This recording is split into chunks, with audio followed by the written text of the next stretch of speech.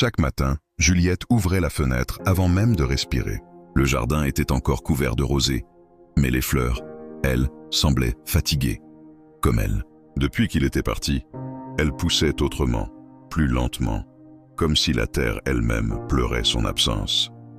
Il s'appelait Elias, un amour né dans le silence, grandi dans les regards, scellé par des promesses chuchotées à la tombée du jour. Puis un matin, il était parti sans bruit, emporté par un destin trop grand pour eux deux.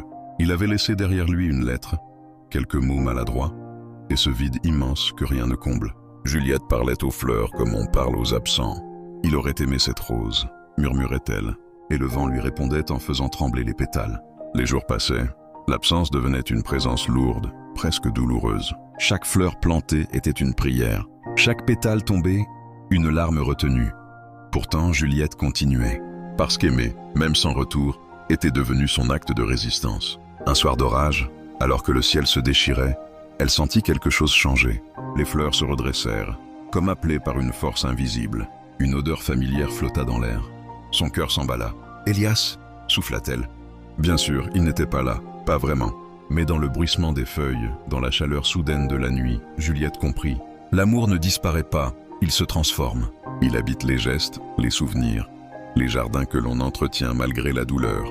Elle cueillit une fleur et la serra contre son cœur. « Ton absence m'a appris à aimer plus fort que la peur », dit-elle doucement.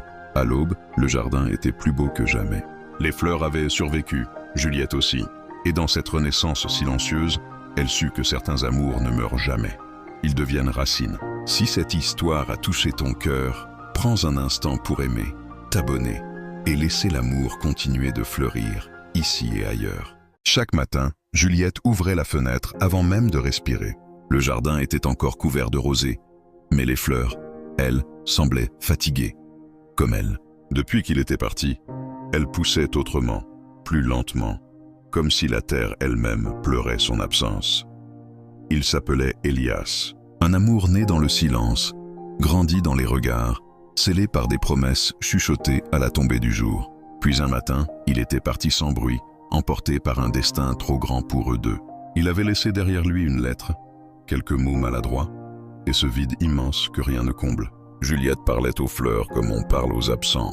Il aurait aimé cette rose, murmurait-elle, et le vent lui répondait en faisant trembler les pétales. Les jours passaient, l'absence devenait une présence lourde, presque douloureuse. Chaque fleur plantée était une prière, chaque pétale tombé, une larme retenue. Pourtant, Juliette continuait, parce qu'aimer, même sans retour, était devenu son acte de résistance. Un soir d'orage, alors que